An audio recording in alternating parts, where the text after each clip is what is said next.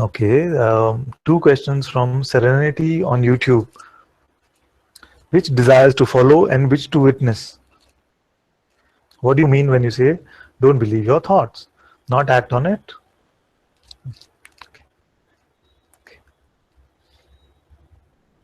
So let's unravel this a little bit. A thought is only an energy construct which is appearing and disappearing. This we must check first.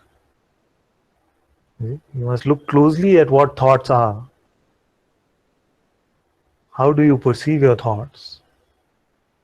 What is a thought?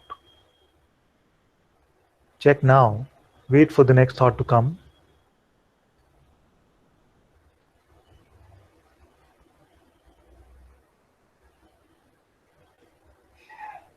And I know that very naturally, as we look at the mind and say, I'm waiting for thoughts to come, for most of us, they start to become quiet and not show up at all. But they do come eventually. So as they come, you will find that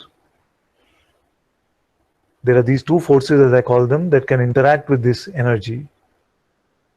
First is the power of our attention. And that which gets our attention seems to be alive, seems to exist for us. You see? But the thought could say anything.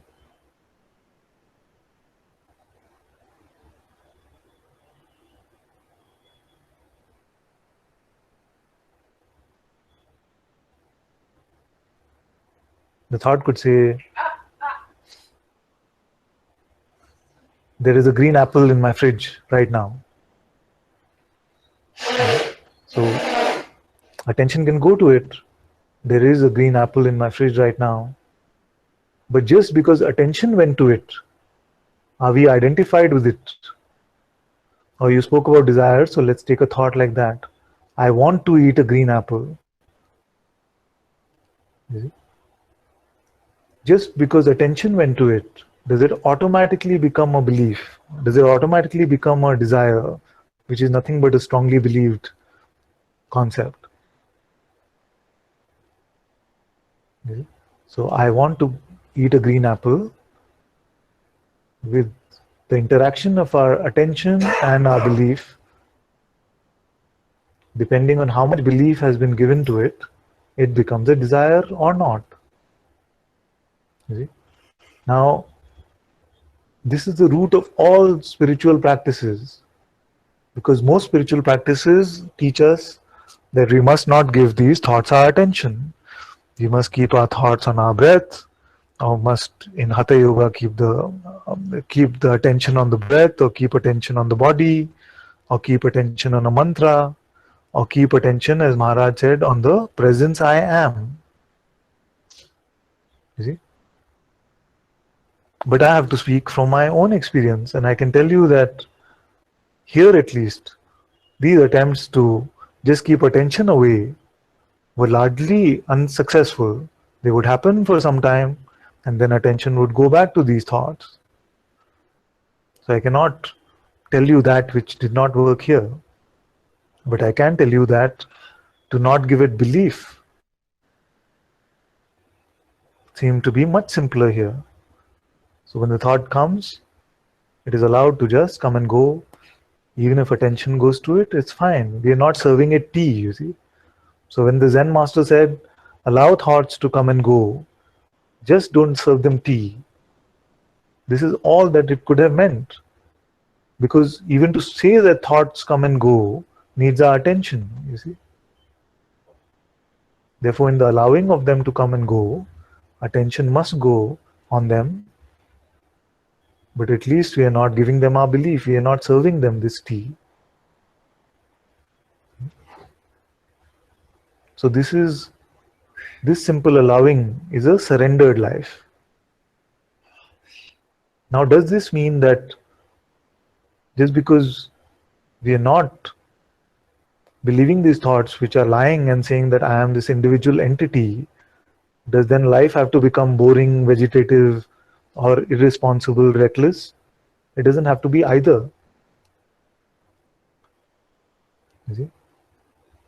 Because that which is running the life now has been always the one running the life. It has been a delusion that I was the doer, because we cannot even find this personal I that can do something. So that which we cannot find and does not exist definitely cannot do anything. That's why I say that God is not waiting for our surrender. He has been running our life. All of this play has been His play.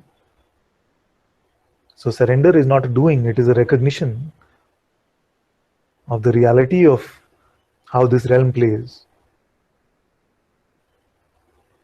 You see? So just like I am not the thinker of my thought, I am also not the doer of my actions. Depending on the perspective. This I, when we say I am not the thinker or the doer, I am talking about a personal I. But if I was to say that I am that I am, then I am the only doer and I am the only thinker, all moves only through my will. And if I was to say I is this awareness which witnesses even I am, then I would say that this I remains as the untouched witness by any of this movement.